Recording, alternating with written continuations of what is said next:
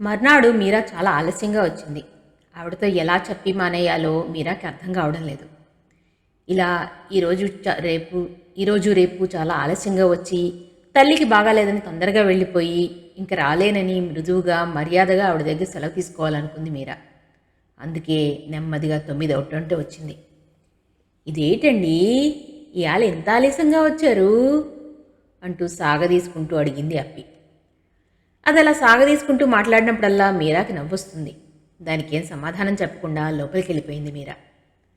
అమ్మగారు ఇవాళ లేగలేదండి, రాత్రి కూడా లేగలేదండి, అమ్మగారు రాత్రి భోజనం చేయలేదండి అంది అప్పి మళ్ళీ. అదే అని అడిగింది వెనక్కి తిరుగుతూ మీరా. అమ్మగారికి ప్రాణం బాగాలేదండి, అమ్మగారు ఏం తాగనేదండి, బేగిళ్ళేదో టీయండి అందది మళ్ళీ. మీరా తిన్నగా ఆవిడ గదిలోకి వచ్చింది. ఆవిడ నీరసంగా పడుకునుంది. ఆమెకు అర్థమైంది ఆవిడికి బాలేదని.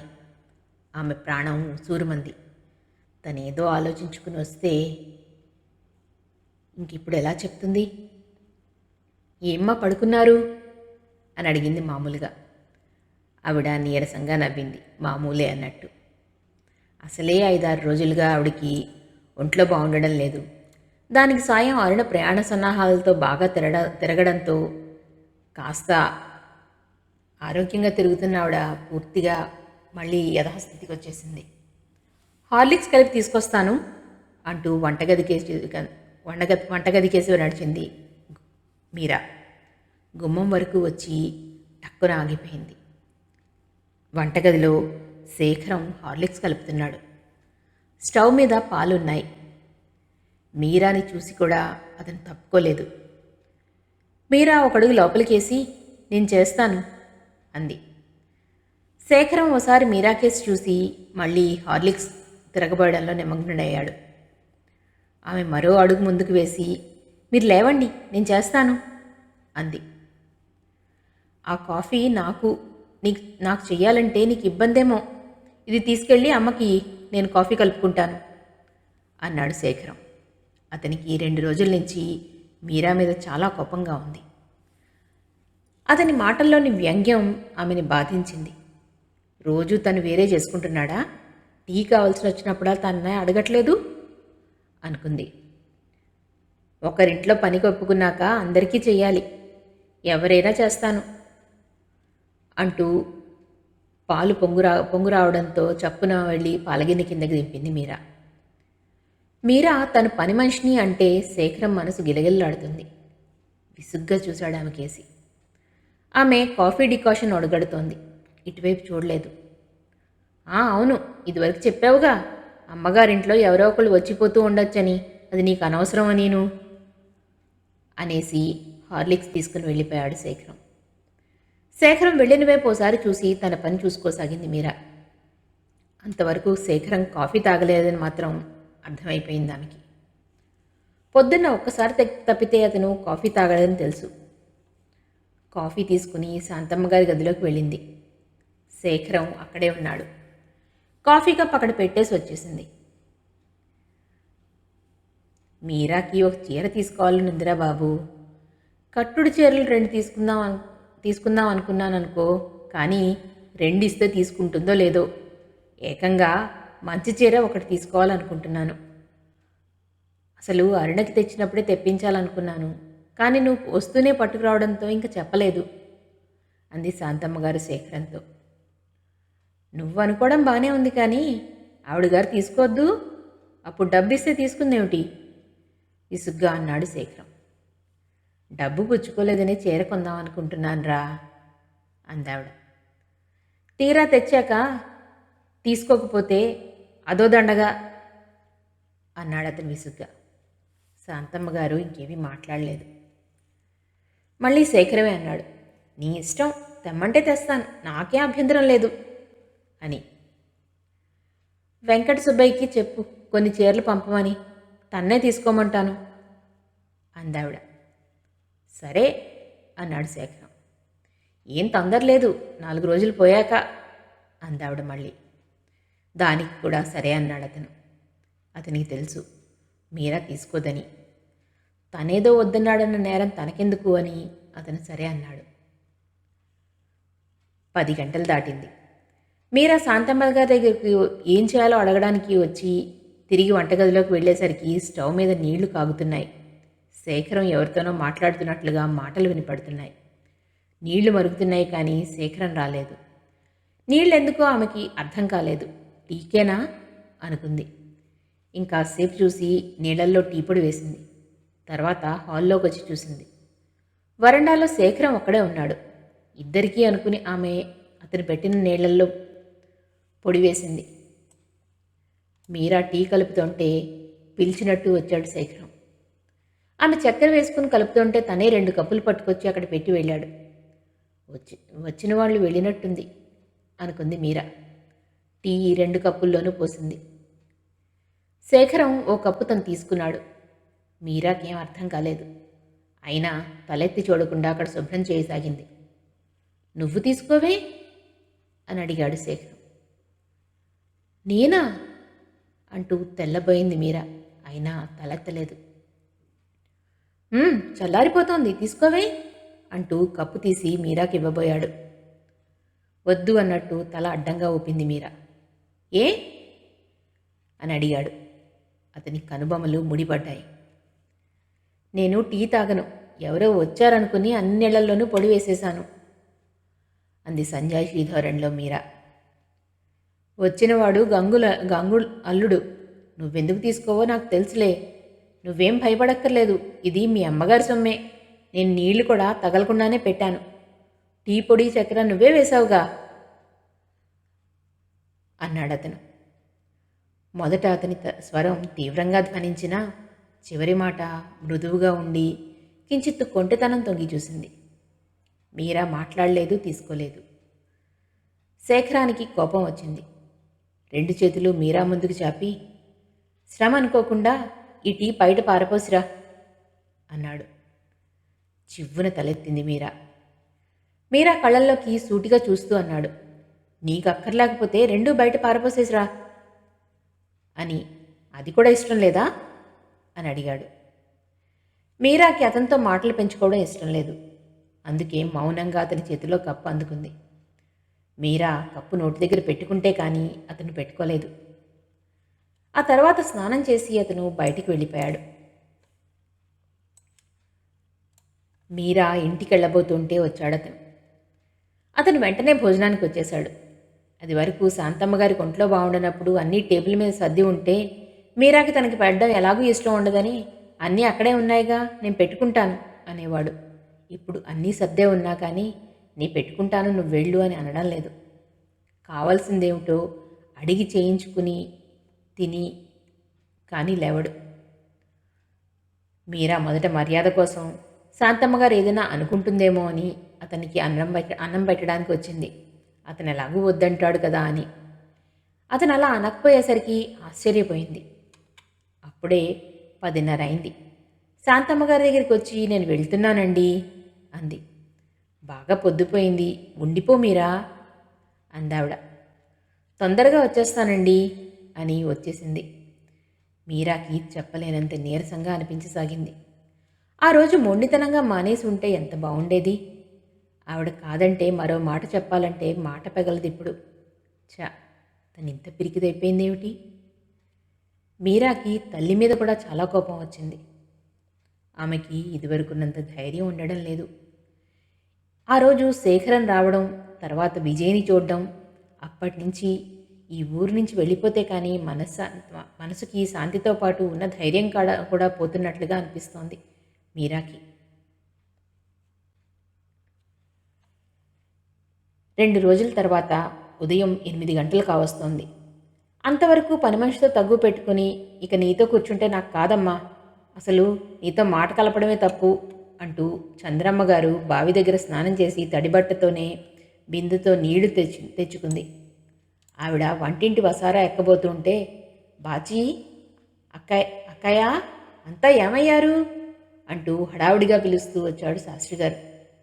ఏమిట్రా అని ఇంకా ఏదో అనబోతుంటే చంద్రమ్మ గారు తమ్ముడి వెనకాతలున్న వాళ్ళని చూసి ఆగిపోయింది. అక్కయ్య, గుర్తుపట్లా? మన సరోజిని అని వెనక్కి తిరిగి, అయ్యో అక్కడే ఉండిపోయారా అంటూ వాకిట్లోకి వెళ్ళారు శాస్త్రిగారు. శాస్త్రి కేకలకి బాచి, రమణమ్మ, గిరిజ ఏమిటో అని వడివడిగా పరిగెత్తుకుని వచ్చారు. అత్తయ్య బావున్నావా అంటూ పలకరించింది సరోజినీదేవి. చంద్రమ్మ గారు నీళ్ల బిందె కిందకి దించి, మీ మావయ్యను మింగేశానే అమ్మా అంది.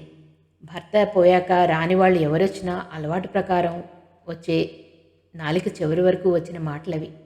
ఆ పక్కనే బాచిని చూసి చటుక్కున ఆ మాట సగంలోనే మింగేసి, ఇలా ఉన్నానమ్మా, ఇన్నాళ్లకు అత్తయ్య గుర్తొచ్చిందా అంది నిట్టూరుస్తూ. సరోజినీదేవి చంద్రమ్మగారి భర్త పోయి 10 ఏళ్ళైనా అప్పుడు కూడా ఆవిడని పరామర్శించాలి అని అనుకోలేదు. ఒక్కసారి ఆవిడ అదోలా అయిపోవడంతో గుర్తొచ్చి, ఏమిటో అత్తయ్య, ఎప్పటికప్పుడే రావాలనుకోవడం కానీ కుదరలేదు అంటూ ఆగిపోయింది. రమణమ్మ అందర్నీ పలకరించి కాళ్ళకి నీళ్ళిచ్చింది. ఇది నీ కూతురా? ఎంతయింది? నేను చూసినప్పుడు ఇంత పిల్ల చదువుకుంటోందా అని అడిగింది చంద్రమ్మగారు. సరోజిని మానేసింది అంటూ గిరిజను చూసి, మీ అమ్మాయి కదూ అని అడిగింది. అవునమ్మా అంటూ దీర్ఘశ్వాస విడిచింది చంద్రమ్మగారు. వాళ్లతో కబుర్లు చెప్తూనే వంట చేసింది ఆవిడ. శాస్త్రిగారు బాచిని ఆ పూట ఉండిపోమన్నారు. రమణమ్మ తెగ హడావిడి పడిపోతోంది. వాళ్ళు గొప్పవాళ్ళు, వాళ్ళకి ఏం చేస్తే నచ్చుతుందో అని. జ్యోతి వాళ్ళని వింత మనుషుల్ని చూసినట్లు చూడసాగింది. జ్ఞానం వచ్చాక జ్యోతి ఈ పల్లెటూరు రాలేదు. గిరిజ జ్యోతిని పలకరించాలంటే భయపడుతోంది. మధ్యాహ్నం 3 గంటలైంది. శాంతమ్మగారు ఆ పూట కాస్త తిరుగుతోంది. ఆవిడ హాల్లోకి వచ్చి కూర్చుంది. మీరా ఆవిడకి హార్లిక్స్ కలిపిచ్చింది. మీరా, నువ్వు పుస్తకం చదివి వినిపించి చాలా రోజులైంది అంది శాంతమ్మగారు. ఆవిడికి తను రావడానికి ఉండదని, తల్లికి బాలేదని చెప్పాలని పొద్దున్నుంచి ఎలా చెప్పాలో ఆలోచించుకుంది. హార్లిక్స్ ఇచ్చి ఇప్పుడు చెప్దామనుకుంది. కానీ అది అందుకుంటూనే ఆవిడ పుస్తకం చదవమంది. ఇంకెలాగూ మానేస్తాగా, ఓ పావుగంట చదివి వినిపించి అప్పుడు చెప్తే సరి అనుకుని వెళ్ళి పుస్తకం తీసుకొచ్చి కూర్చుని పేజీలు తిప్పుతుంటే శేఖరం వచ్చాడు. తల్లికి ఒంట్లో బాగుండకపోవడంతో శేఖరం రాడు అనుకుంది మీరా. శాంతమ్మగారు కూడా అలాగే అనుకున్నారు. అతను బూట్లు విప్పుకుంటూ, మంచినీళ్ళు కావాలమ్మా అన్నాడు. శాంతమ్మగారు నీళ్లు తెమ్మని మీరాని పిలిచింది. ఆమె మంచినీళ్ళు తీసుకొచ్చి అక్కడ పెట్టింది. అతను ఖాళీ గ్లాస్ కింద పెట్టేస్తూ, నేను మళ్ళీ 1 గంటలో వెళ్ళిపోతాను, ఇప్పుడు భోజనం చేయలేను అన్నాడు. అదేంరా, పోనీ ఏం చేయమంటావు అని అడిగింది శాంతమ్మగారు. ఏదో ఒకటి, 4 వెళ్ళిపోతాను అన్నాడు శేఖరం కుర్చీలో వెనక్కి వాళ్తూ. శాంతమ్మగారు మీరాతో పూరీలు చేయమని చెప్పింది. మీరా లోపలికి వెళ్ళిపోయింది. తల్లి కొడుకులు మాట్లాడుకుంటూ కూర్చున్నారు. అప్పి పరుగున వచ్చి, అమ్మగారు, కారులో ఎవరో వచ్చారండి అని చెప్పింది. ఎవరా అని శేఖరం లేచి వెళ్ళాడు. శాంతమ్మగారు కూడా వెనకాలే వెళ్ళింది. శేఖరం గుమ్మం దగ్గరికి వచ్చేసరికి కోటేశ్వరరావు, సరోజినీదేవి దిగారు. జ్యోతి దిగుతోంది. వాళ్ళని చూసి తెల్లబోయాడు శేఖరం. మెడ తిప్పి వెనకాలే వస్తున్న తల్లితో, హైదరాబాద్ నుంచి కోటేశ్వరరావు గారు వాళ్ళు వచ్చారు అని చెప్పి ఎదురు వెళ్ళాడు. వాళ్లతో కూడా బాచి ఉన్నాడు. ఎప్పుడొచ్చారు అంటూ వాళ్ళని నవ్వుతూనే పలకరించాడు. పైకి నవ్వుతున్నా కానీ వాళ్ళు రాకూడని సమయంలో వచ్చినట్టుగా అతనికి చాలా ఇబ్బందిగా ఉంది. వాళ్ళు ఎందుకు వచ్చారో కూడా శేఖరానికి బాగా అర్థమైంది. శాంతమ్మగారు కూడా పలకరించి వాళ్ళని కూర్చోబెట్టి లోపలికి వచ్చి, ఎవరో వచ్చారు, టిఫిన్ కాస్త ఎక్కువ చెయ్యి అని మీరాకి చెప్పి మళ్ళీ వాళ్ళ దగ్గరికి వచ్చి కూర్చుంది. వచ్చిన వాళ్ళు ఎవరా అన్న ఆసక్తి మీరాకి లేదు. ఆవిడ చెప్పిన ప్రకారం చేయసాగింది. శేఖరం వాళ్ళతో మాట్లాడుతున్నాడే కానీ అతని ధ్యాసంతా మీరా మీదే ఉంది. మీరాని చూస్తేనే సరోజినీదేవి ఆశ్చర్యంగా అవి ఇవి అడుగుతుంది. వాళ్ళ ఇంటికి వెళ్తుంది. తను వెళ్ళి మీరాని వాళ్ళు చూడకుండా వెళ్ళిపోమన్నా బాగుండదు. తల్లికి సమాధానం చెప్పుకోవాల్సి వస్తుంది. మీరా వాళ్ళని చూసి ఒక్కసారి కంగారు పడకుండా ముందే చెప్తే మంచిదని అనుకున్నాడు అతను. శాంతమ్మ గారు అరుణకి ఆడపిల్ల పుట్టిందని, వెళ్ళి 4 రోజులైందని, ఇంకా అవి ఇవి ఏవో కబుర్లు చెప్తోంది వాళ్లతో. శేఖరం లేచి లోపలికి వచ్చాడు. మీరా గబగబా పూరీలు ఒత్తుతోంది. మీరాకి ఓ అడుగు దూరంలో నిలబడి, చుట్టాలు వచ్చారు తెలుసా అన్నాడు శేఖరం. చెప్పారు అంది మీరా తలెత్తకుండానే పూరీలొత్తుతూ. వచ్చిన వాళ్ళు ఎవరో కూడా తెలుసా అని అడిగాడు శేఖరం. మీరాకి కోపం వచ్చింది. ఎవరైతే తనకే, చేయమన్నది చేయడం అంతే అనుకుని మాట్లాడలేదు. మూకుడులో పూరి తిరిగేస్తోంది. హైదరాబాద్ నుంచి రావుగారు ఆయన కుటుంబం వచ్చారు అన్నాడు శేఖరం. చివ్వున తలెత్తింది మీరా. ఆశ్చర్యంతో భయంతో విశాలమైన మీరా కళ్ళు ఇంకా విశాలమయ్యాయి. భయంతో కొద్దిగా నోరు తెరుచుకుని పూరి తిరిగేస్తున్నదల్లా అలాగే బిగుసుకుపోయినట్లు నిలబడిపోయింది. వాలుగా ఉన్న అట్లపుల్ల మించి సర్రున వేడివేడి నూనె కారి మీరా వేళ్లను తాకింది. అబ్బా అంటూ అట్లపుల్లను వదిలేసింది. కాలిందా కంగారుగా అడిగాడు శేఖరం. లేదన్నట్లుగా తలూపింది. మీరా గుండెలు దడదళ్లాడాయి. కళ్ళల్లో నీళ్లు గిర్రును తిరిగాయి. మీరా ఎంత కంగారు పడుతోందో శేఖరం గ్రహించాడు. ఎందుకలా అయిపోయావు? ఒక్కసారిగా వాళ్ళ ఎదురికి వస్తే భయపడతావని చెప్పాను ముందే అన్నాడు శేఖరం. మీరా మాట్లాడలేదు. ఏం మాట్లాడుతుంది? శేఖరం హాల్లోకి వెళ్ళిపోయాడు. మీరాకి కాళ్ళు చేతులు పట్టు తప్పిపోయినట్లుగా అయ్యాయి.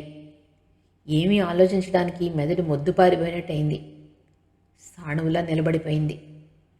మూకుడులో ఉన్న పూరి నల్లగా మాడిపోయింది. ఇంతలో శాంతమ్మగారు లోపలికి వచ్చి, అయిందా మీరా అని అడిగింది. అవుతోందండి అంటూ మాడిన పూరి ఆవిడ చూడకుండా పక్కన పడేసి మిగిలినవి చేయసాగింది మీరా. శాంతమ్మగారు మిఠాయి మినపసున్ని తీసి వదిలిపెట్టింది. మీరా పూరీలు చేయడం కూడా అయింది. అయిందా? నీళ్లు పెట్టి టీ గబగబా పెట్టు అంటూ వాళ్ళని పిలవడానికి వెళ్ళిపోయింది ఆవిడ. మీరా ఒంట్లో శక్తినంతటినీ కూడ తీసుకుని ధైర్యంగా నిలబడ్డానికి విశ్వప్రయత్నం చేస్తోంది. తనేమీ కంగారు పడిపోకూడదు. జరిగేది ఎలాగూ జరుగుతుంది. అసలు ఇలా జరుగుతుందని తను కల్లో అయినా ఊహించిందా?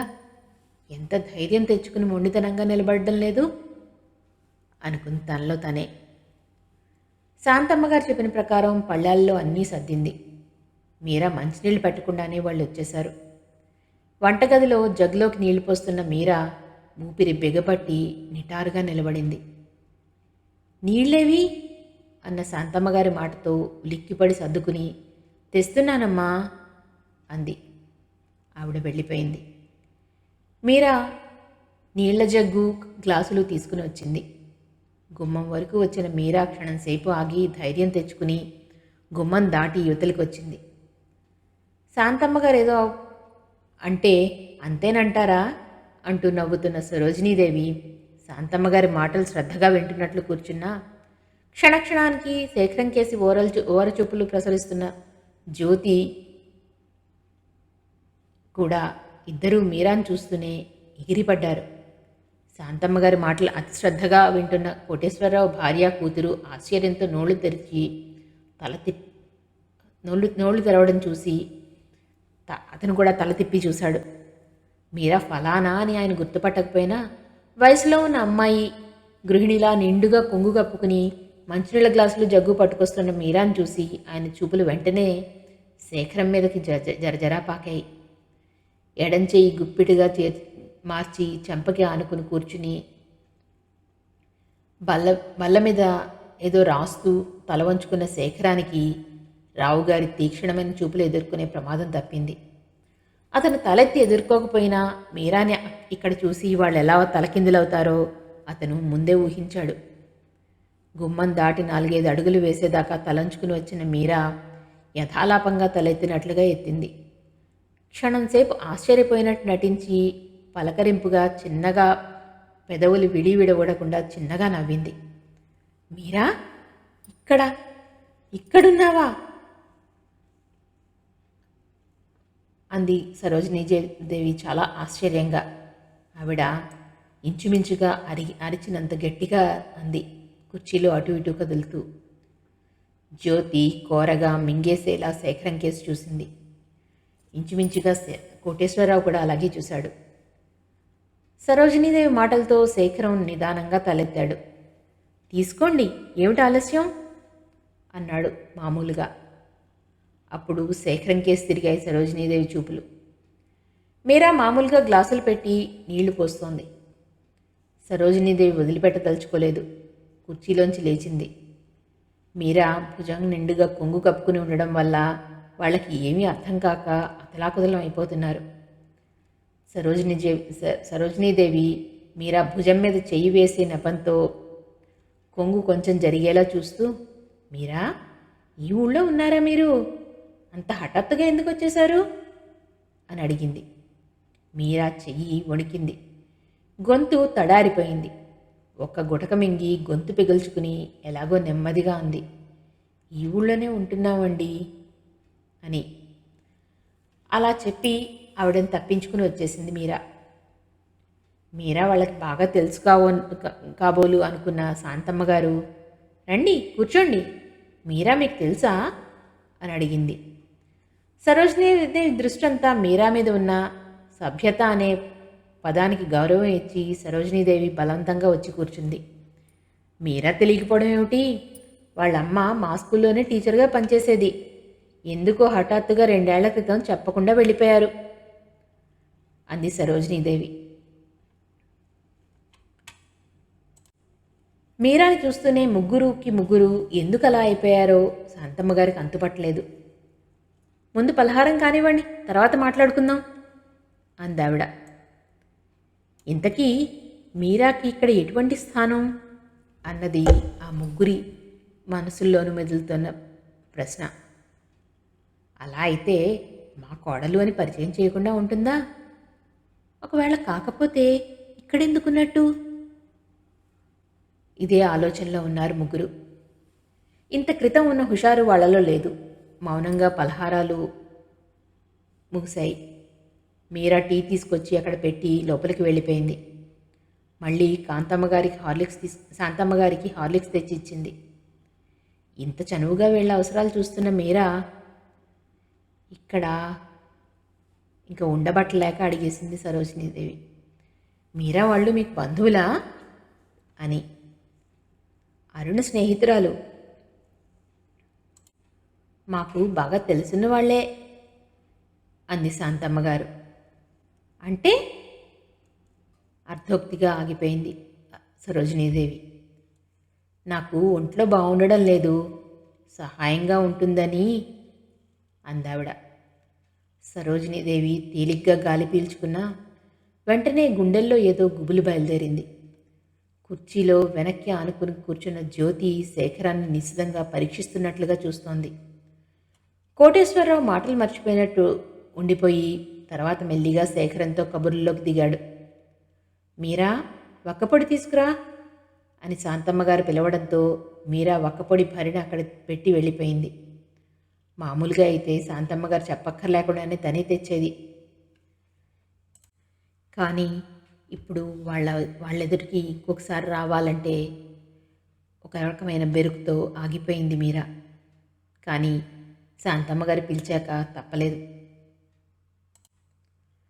హైదరాబాదులో ఉండగానే మీరాకి ఈ కుటుంబంతో పరిచయం ఉన్నట్లు సరోజినీదేవికి తెలుసు. అది అరుణతో స్నేహం వరకే అనుకుందావిడ. సరోజినీదేవి భర్తని వెళ్ళమన్నట్టుగా సౌజ్ఞ చేసింది.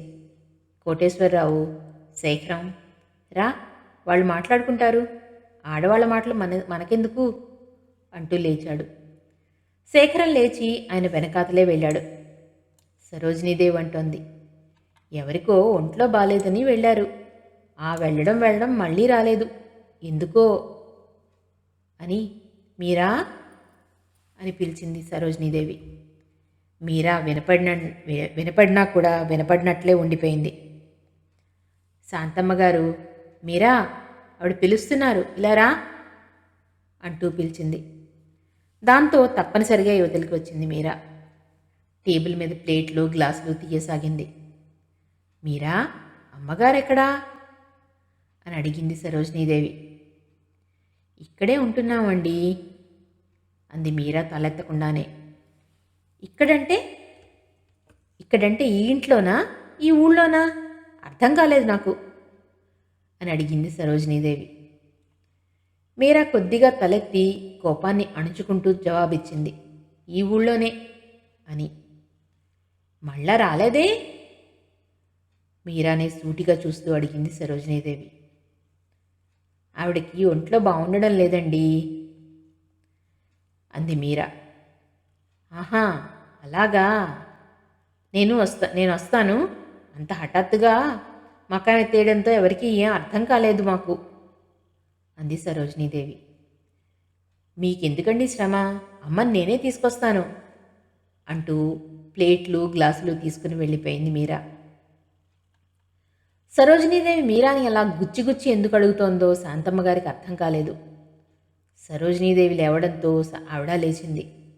జ్యోతి కూడా లేచి వాళ్లకంటే ముందే శేఖరం తండ్రి ఉన్న చోటుకొచ్చి శేఖరం పక్కన ఖాళీగా ఉన్న సింగిల్ సోఫాలో కూర్చుంది.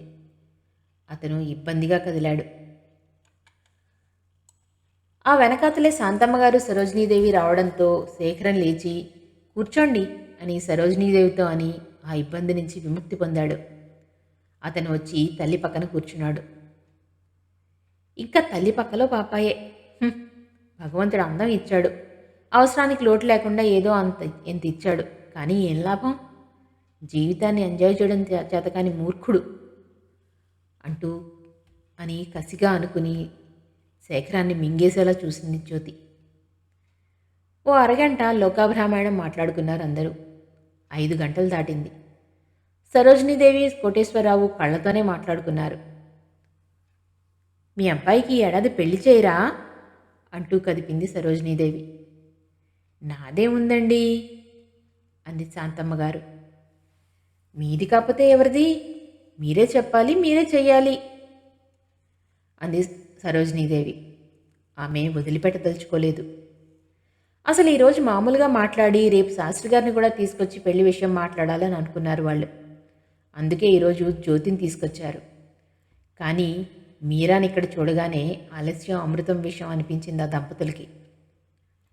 మీరు చెప్పింది బాగానే ఉందమ్మా, కానీ వింటేగా చెప్పడానికి. వింటే వాడికి నచ్చిన పిల్లనిచ్చి చేయడానికి నాకు ఏమీ అభ్యంతరం లేదు.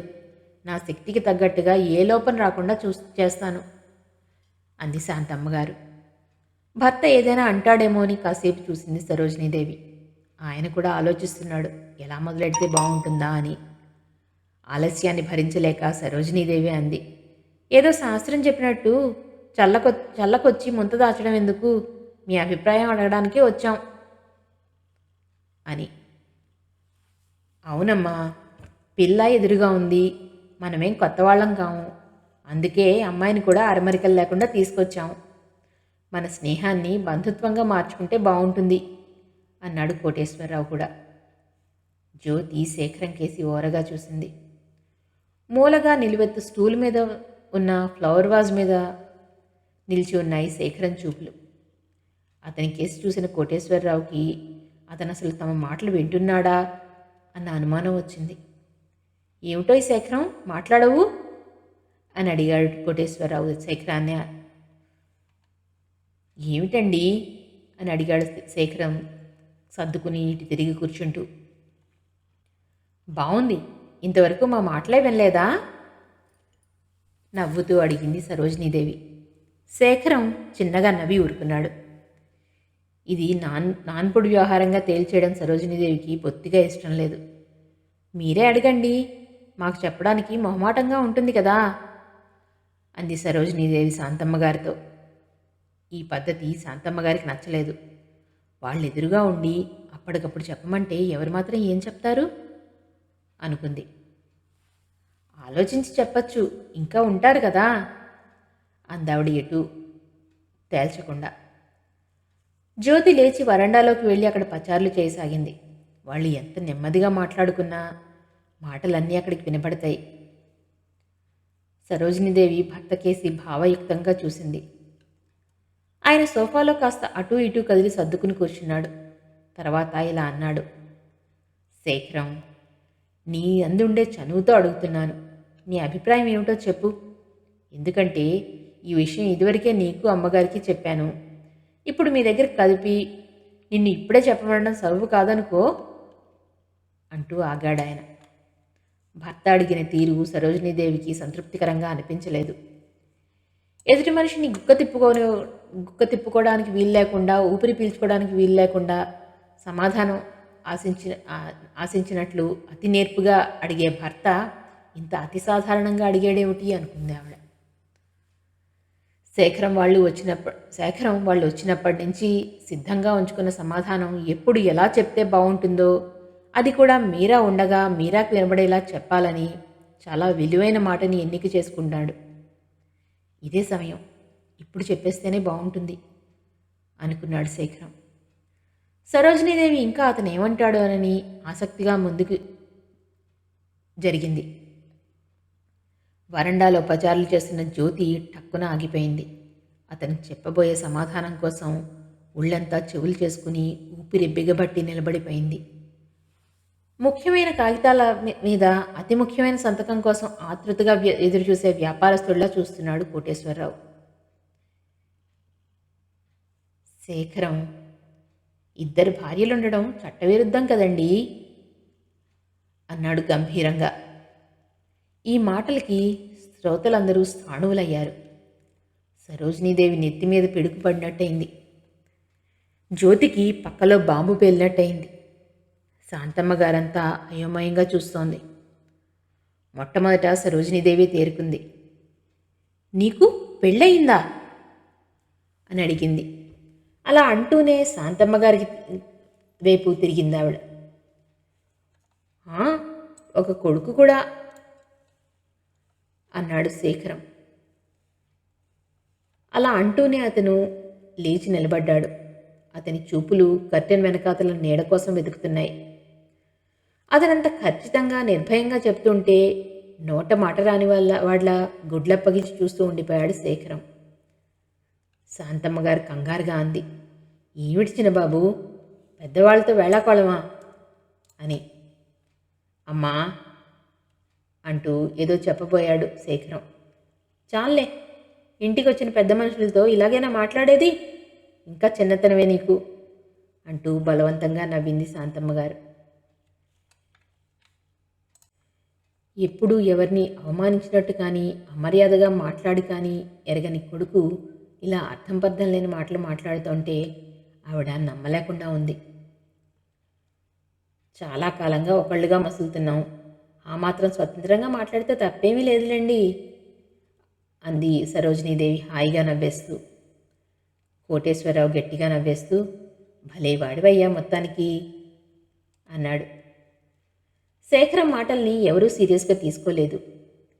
ఈ సంగతి తప్పించుకోవడానికి అతను అలా అంటున్నాడని శాంతమ్మ గారితో సహా అందరూ అనుకున్నారు. శేఖరానికి ఒక్కసారి మీరాని చూడాలని, తన మాట మీరా మీద ఎలా పనిచేసిందో చూడాలని మనసు తహతహలాడుతోంది. ఆతృతని అణుచుకోలేకపోయాడు. ఇప్పటికైనా తన దృఢమైన అభిప్రాయం తెలుసుకుంటుంది అనుకున్నాడు.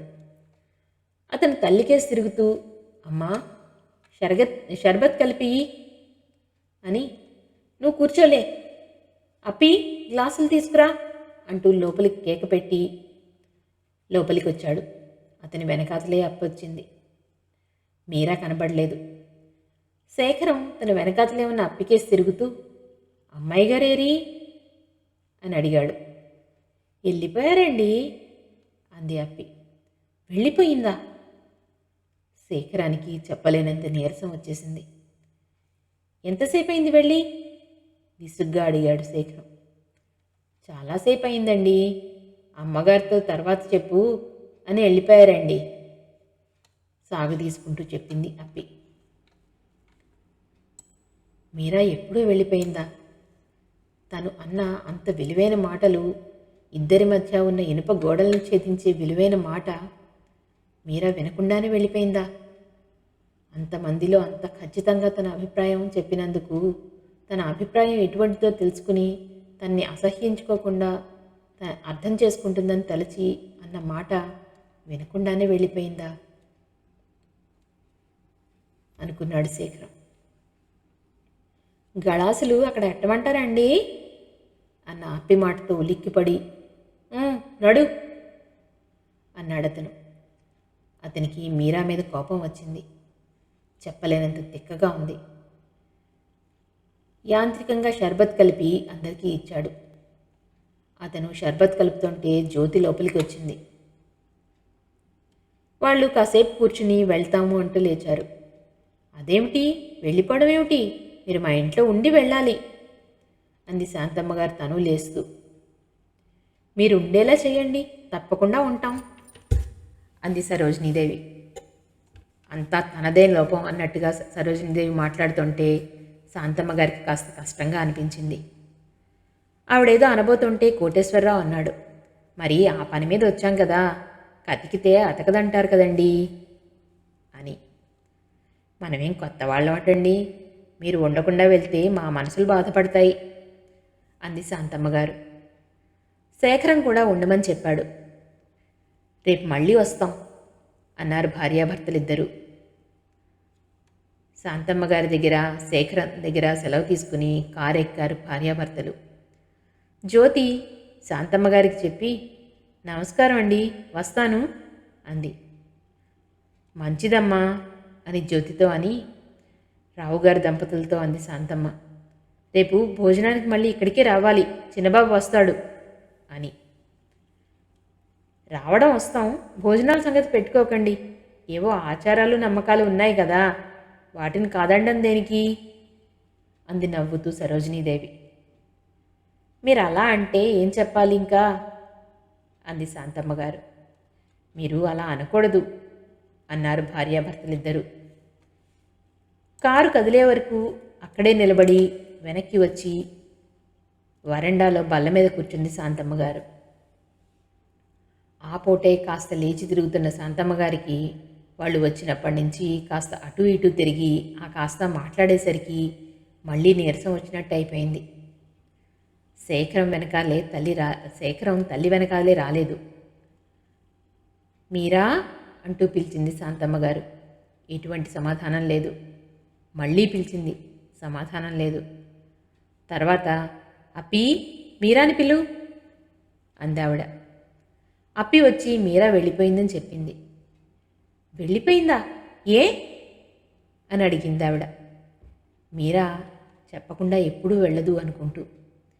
ఏమోనండి, తెలవదు, మీకు చెప్పమన్నారండి అంది అప్పి. ఇంతలో శేఖరం వచ్చి ఏం కావాలమ్మా అని అడిగాడు. ఏమీ వద్దు నాయనా అని లేస్తూ అప్పిని అడిగింది. మీరా మళ్ళీ వస్తానని చెప్పిందా అని. ఏమోనండి, తెలవదు అంది అది. ఏం కావాలమ్మా, నువ్వు కూర్చో, అలా ఉన్నావేమిటి అని అడిగాడు శేఖరం. వాళ్ళున్నంతసేపు ఏదో ఉగ్గబెట్టుకుంది కానీ ఇప్పుడు నీరసం ఆవిడ మొహం మీద కొట్టొచ్చినట్లుగా కనపడుతోంది. ఆవిడ మళ్ళీ కూర్చుంటూ కాసిన మంచినీళ్ళు తెచ్చిపెట్టు బాబు అంది శేఖరంతో. శేఖరం గ్లాసుతో నీళ్ళు తీసుకొచ్చి ఇచ్చి హార్లిక్స్ తాగుతావా అని అడిగాడు. ఆవిడ గ్లాస్ కింద పెడుతూ వద్దు అంది. నీరసంగా ఉన్నావు, బత్తాయి రసం తాగుపోని అన్నాడు శేఖరం. ఇప్పుడేం వద్దు బాబు అని ఒక క్షణం ఆగి అంది. వాళ్ళు అడిగిన ప్రశ్నలకి బాధపడిందేమో మీరా, అసలు ఎప్పుడూ అలా చెప్పకుండా వెళ్ళదే అని. శేఖరం వెంటనే అన్నాడు, అభిమానం ఆదరణ అందిస్తే అందుకోవడం కూడా తెలియాలి, మొండితనం అని. అతను అలా అనడంలో మీరా వెళ్ళడంతో అతనికి ఎంత కోపం ముంచుకొచ్చిందో అర్థమవుతోంది. అదేమిట్రా అంది శాంతమ్మగారు తెల్లబోతూ.